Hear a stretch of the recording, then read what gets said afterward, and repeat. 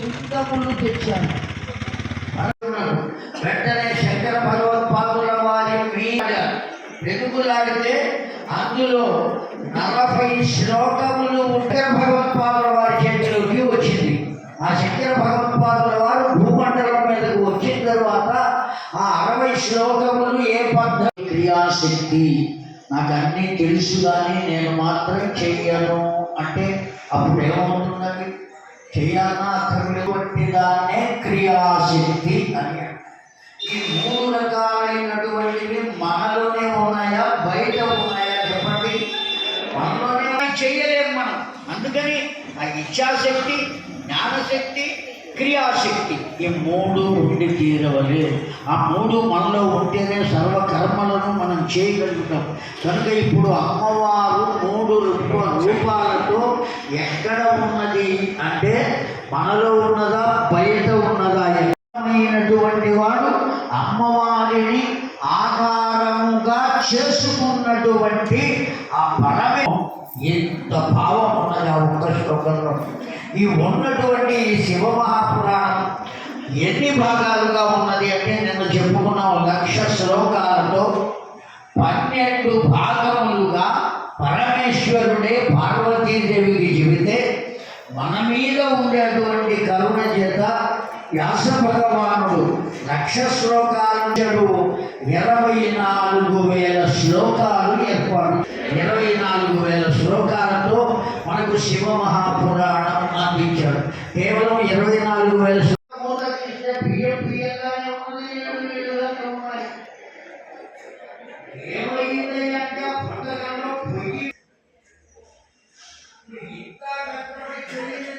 సంక్షిప్త రూపంలో మనకు ఇచ్చాడు శివ మహాపురాణం.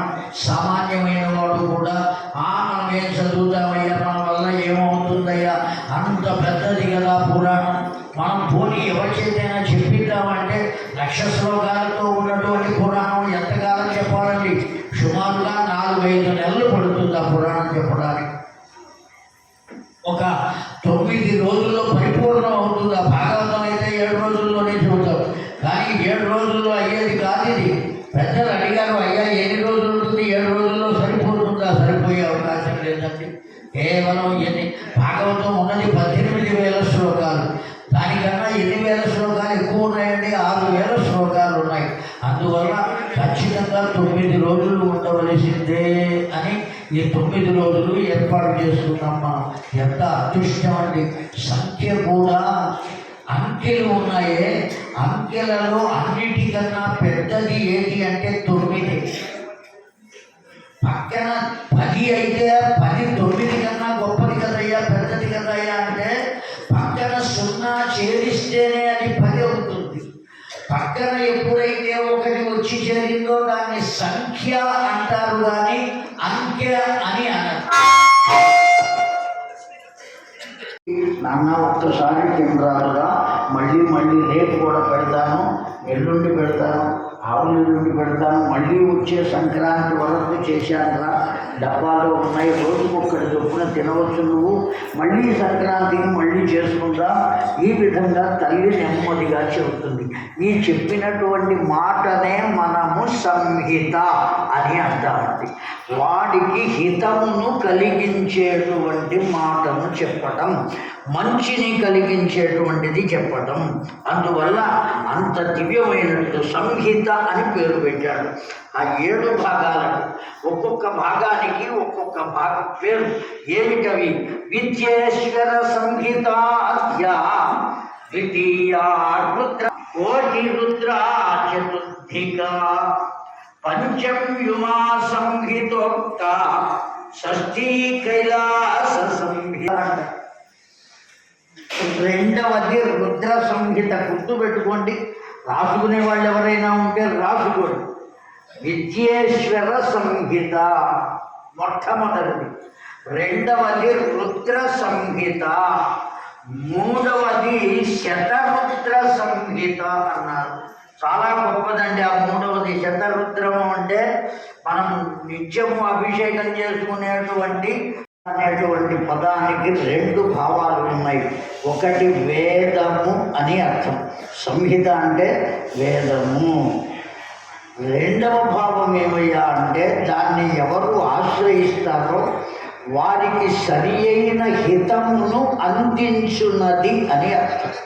సరి అయిన హితం మనకు కొన్ని హితంగా అనిపిస్తాయి, కానీ అవి మనకు హితం కావు. జాగ్రత్తగా వినండి. ఓ పిల్లవాడు ఉన్నాడు, ఆవిడ చికినాలు చేస్తోంది. సంక్రాంతి పండుగ. చక్కగా వస్త్రం వేసి తడిపిన వస్త్రం దాని మీద చుట్టుకుంటూ అలా కూర్చుని మొత్తానికి వేస్తుంది. నూనెలో వేసింది, అవి బాగా కాగింది. ఏమంటే వేగినాయి, తీసి పక్కన పెడుతోంది. పిల్లవాడు చూశాడు, అమ్మ నాకు పెట్టవా? ఒకటి వాడి చేతిలో పెట్టింది. అది తిని మళ్ళీ వచ్చి అడిగాడు, ఇంకోటి పెట్టవా, ఇంకోటి పెట్టవా, ఇంకోటి పెట్టవా? అయితే ఒక్కసారిగా ఇన్ని తినడం అనేటువంటిది వాడికి హితము కాదా? హితము కాదు. అవన్నీ చేసింది తినడం కోసమే, అంతేగాని అవతల పారేయడం కోసం చేయలేదు కదా. ఆ 9 రోజుల పాటు మనం కూర్చుని చక్కగా ఆ శివపురాణాన్ని శ్రవణం చేయగలగడం అనేటువంటిది చాలా గొప్ప విషయం. నమ్మకము అంటే భగవంతుణ్ణి నమస్కారం చేయడం. నమస్తే. 18 పురాణాలు చెప్పినప్పుడు కూడా చెప్పి ఉంటాను నేను, అయినా మళ్ళీ